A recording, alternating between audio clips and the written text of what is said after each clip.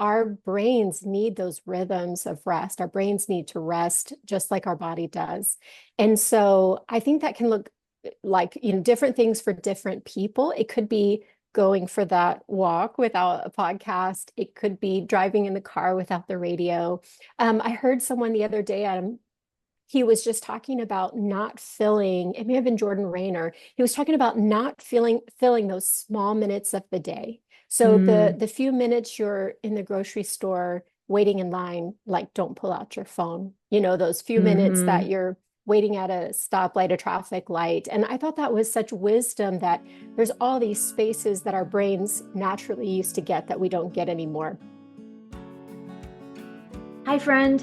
You're listening to Find Hope Here. I'm your host, Teresa Whiting, author, speaker, ministry leader, friend, and fellow struggler. This is a podcast about the messy, complicated, painful parts of life, but also the beautiful, joy-filled hope that Jesus promises. Each week, we dig deep into God's Word together and talk about how His truth impacts our everyday lives.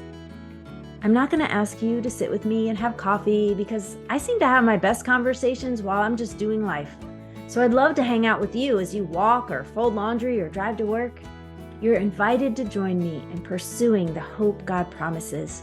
No matter where you are or where you've been, I pray you always find hope here. Let's jump into today's episode. Well, welcome, friends. I am so excited to introduce you to my friend Angie Gibbons today. Angie empowers women to live emotionally free and spiritually strong. She's a Christian life coach with a master's in counseling and founder of the Dawn devotional app, a place for daily mindful connection with God.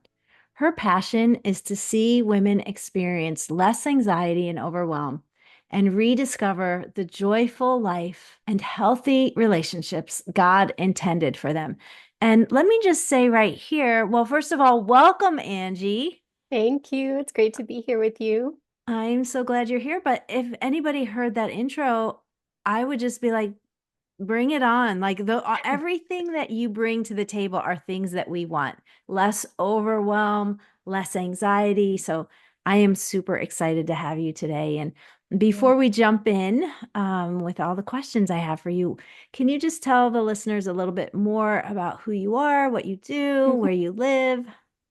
Yeah, I'd love to. So I work as a writer. I do some creative work in the Christian mental health space. And then I also work as a life coach, predominantly with women, which I just love because I'm a wife of 25 years, a mom to three teenage daughters. And I was just thinking again this morning about the fact that as we take on careers and roles, as we become mothers, nobody sets out to be overwhelmed, to be stressed out, a lot of us are actually doing the things that we set out to do, but we don't enjoy them. We don't live in the moment, right? And we're kind of aware of that, but we don't know what to do about it. And I feel like that's kind of my favorite thing is to help restore someone's life, like right where they are. Mm. And because in our society, society is always telling us that we just need to do something different. We need to buy the next thing, do the next thing, be be somebody different. And I'm like, no, God made us for the life that we have. Sometimes we just have to kind of get unlocked from where we're stuck and see it a little differently and move through it a little differently. Yes. Yes. So, side note, Yeah. Angie is my coach. And if you are listening, if by the end of this episode, if you're like, oh, wow, I would love some one-on-one time with Angie, I'll tell you what, you will not be sorry. You will love every minute of it. I Thank just you. think, Angie, you're so good at providing clarity and Mm, also helping to exactly what you said, like look at the life you have right now and how hmm can you live in peace and joy and calm and in your purpose too and like moving Yeah. forward in your calling. So all those things. All right. Let's jump into some of the questions because Sure. we are in the midst of a series about intentional living. And I think hmm it's really important. It's so easy to just kind of get on a hamster wheel whether Yeah. that's with our work, our ministry, our families, and just kind of do the next thing, do the next thing. Hmm. And we lose sight of like, wait, Yeah. let's stop, let's pause, let's be intentional. And one of the things I really Mm. want to talk about is soul care. Yeah. And you create a lot of resources to help us with soul care. So maybe Mhm. we could start with you just kind of defining like what is soul care. It's I know self-care is a big buzzword right now. Like, is Hmm. it the same thing? Is it different? Tell us a little bit about what soul care is and what it looks like. Yeah, I'd love to. So the way I think about it is I think of self-care as kind of the umbrella, caring for your whole self. So that could be your body through exercise, nutrition, things like that. It could be your spirit, feeding your spirit, nurturing your spirit, your connection to God. And it could also be your soul, which is where the mind and emotions happened. It's the part of us that's housed in our brain. So soul care is just, it's a part of that. And just like your body, it has specific needs and they change with seasons of life. I mean, I think about how I was playing tennis in my early 30s and I was running all over the tennis court and I loved it and I got really fit doing that. And I could not do that in the same way today. I'm a little Mm-hmm. older than that and I need more strength training.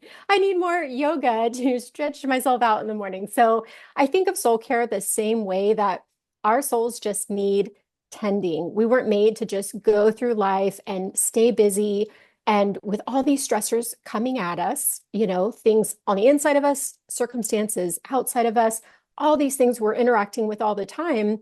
And, we weren't made to be able to withstand that indefinitely without some support and help. And that comes in a lot of different forms. But at the heart, I feel like soul care is that mental, emotional piece. And it's very closely connected to our body and spirits, as we kind of know now, like we're a very integrated person. And that's why I like to define, I'm glad you asked that question because I like to define like soul care versus self-care because I think a lot of times we do think of ourselves in these separate parts Mm-hmm. and really we're one whole person that God made. Everything is connected. And each piece is important. We can't neglect any piece and feel like we're going to be able to function well.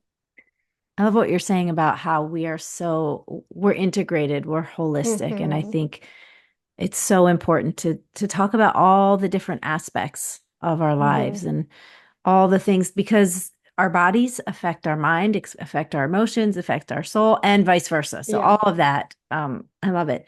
Yeah. What would you say are some of the obstacles we face when it comes to soul care? Because I think it sounds wonderful, but it's not easy. So what are some Yeah. of the challenges? Yeah. I think the biggest obstacle we have is just not valuing it for starters, not seeing the value. I mean, there's a lot of people who are just like, if you ask them what they're doing to take care of themselves, it's like, well, I eat this specialty diet and I do this. And we really neglect that soul part of us. And I think because it's scary, probably it's Hmm. scary to think about digging around, digging around in there when we're overwhelmed.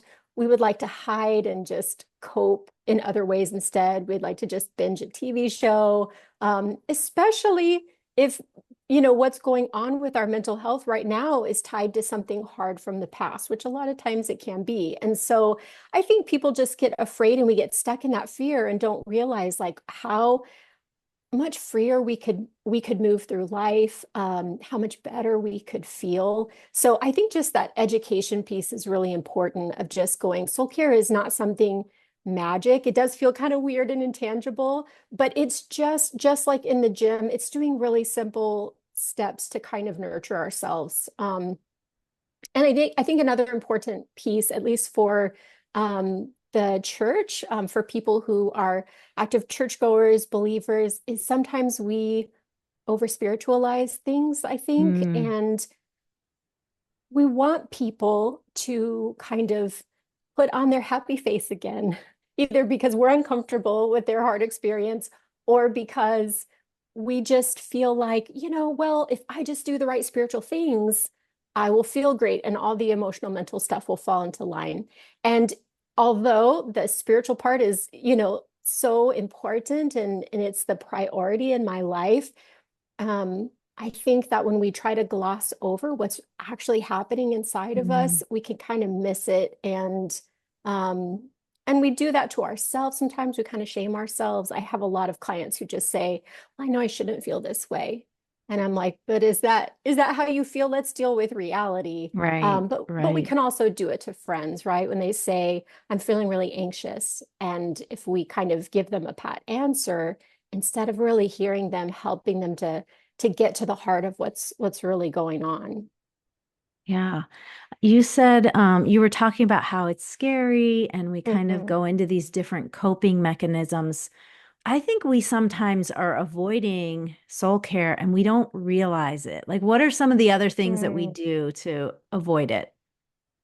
Yeah, I mean, at a real core level, we can avoid it just by with our own minds, just like, for example, worrying about something, not being willing to kind of live in the present, because the present can feel really challenging, right? If we were to sit quietly with ourselves, that might be a really scary place for some of us. If it feels kind of dark or it feels like there's anxiety or depression. And so instead, we'll keep our minds really preoccupied.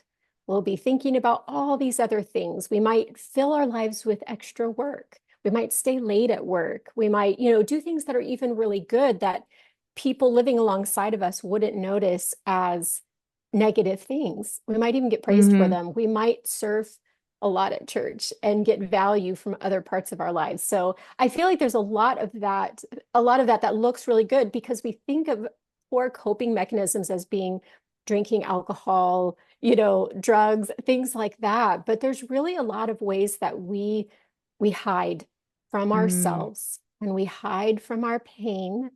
And of course, a very popular one would be, binging podcasts or Netflix. I hmm. find myself, I'm going out for a walk and I'm like, I'm gonna move my body, I'm gonna get out in the sunshine, this is gonna be so great. And then I immediately want to turn on a podcast Right. because that silence is difficult. It can feel difficult to walk in silence and to not be filling that space with something. And I think that's a little bit of a change, and it's probably always been there in some form, but maybe even somewhat of a change in our generation because we're used to being entertained and having all of our spaces filled. And so just quiet and silence can be so healthy for us. So it can feel so painful. It can feel like, the longest hours of your life or Hmm. longest minutes of your life. Yeah. One of the things I want to go into in this series, and I'm gonna have a guest on to talk about lament because I Mm, think that's a missing piece yeah. for a lot of us. Like you said, it's so scary Yes. to be in that moment of quiet and feeling like this Hmm. is painful, but we've never really been taught how to express that pain or Hmm. let it move through us, let it come out our mouths and out our Right. bodies. And I just feel like that has been such a disservice to ourselves. Hmm. And even in scripture, I've been reading through the Psalms of Lament. And one of Hmm. the things that you realize is it's a community activity. Like they would Wow. lament together, they would cry and Hmm. scream and tear their hair. And Hmm. we, if somebody starts crying, we're all like, oh, we all feel like really Yeah. awkward and uncomfortable and pass the tissues and like, Right. let's stop this as quickly as possible instead of like crying with them. And I just feel like Yeah. that is a missing piece. So we're going to get into that, but not in this episode. I So love that. at I some love point, that. um, what are some of the things that we can do? Like, I know you're really big on creating routines and Hmm. rhythms and just really Hmm. putting things in place in our lives. And you've mentioned, going for a walk or other things. Hmm. What are things that we can do that would nourish our souls? Yeah, I think that one of the best things we can do, just kind of going back to that idea of how busy our lives are practically, but also our minds, would be carving space in our schedules. time obviously doesn't just come to us, especially if you are a mother with young children. It's hard to just have some quiet to think, but our brains need those rhythms of rest. Our brains need to rest just like our body does. And so I think that can look like, different things for different people. It could be going for that walk without a podcast. It could be driving in the car without the radio. I heard someone the other day, I feel some shame, I'm missing his name right now, but he was just talking about not filling, it may have been Jordan Rayner. He was talking about not filling those small minutes of the day. So the few minutes you're in the grocery store waiting in line, like don't pull out your phone. Those few minutes that you're waiting at a stoplight, a traffic light. And I thought that was such wisdom, that there's all these spaces that our brains naturally used to get that we don't get anymore. But also, soul care is about feeding ourselves actively. And I think that's why it doesn't happen, is because it requires intention. It requires that we say no to something else to make that space. And so I think for each person, a good place to start is just to say, what am I needing right now? Going back to that exercise analogy of, things change as in different seasons. That's true for our souls. It's true for our spirit. Like there's nothing wrong with variety. So I would say, what does it seem like I am most really needing right now? Am I really needing more actual rest, that I am resting and taking time away from things that cause me stress? Am I needing to build my community, my emotional support community? Do I have people I can really be authentic with and share life with, and process kind of naturally what's going on in my life? That's a huge component of soul care, is other people. We're meant to be in community. We're meant to do life together. We're meant to carry each other's burdens, as you were just mentioning. So it could be a community piece. It also could be meeting with a life coach or a therapist or a pastor and getting some guidance for where we're stuck, because it's just hard for us to see our own stuff. I talk to people about the same things that clients talk to me about, because we all need that outside help sometimes to just go, hey, have you considered this? Or just let you kind of process and have that moment of getting to kind of be in your feelings and not feel worried about who's going to know or who's going to hear or any of that. It can just be that confidential place to share. So I think those are kind of a few ideas of things that might work for people. But yeah, I think I would lean towards the things that bring you joy. Because if you don't enjoy it, if it doesn't fill you up, if you don't feel better afterwards, you're not likely to repeat it. And I would so much rather see someone getting 2 minutes of soul care every day than waiting a year to learn complete burnout and then, like being forced to take a long break. Yeah. And, some of the things you're saying, like asking yourself, what do I need right now? What do I need in this season? Leaning towards the things that bring you joy.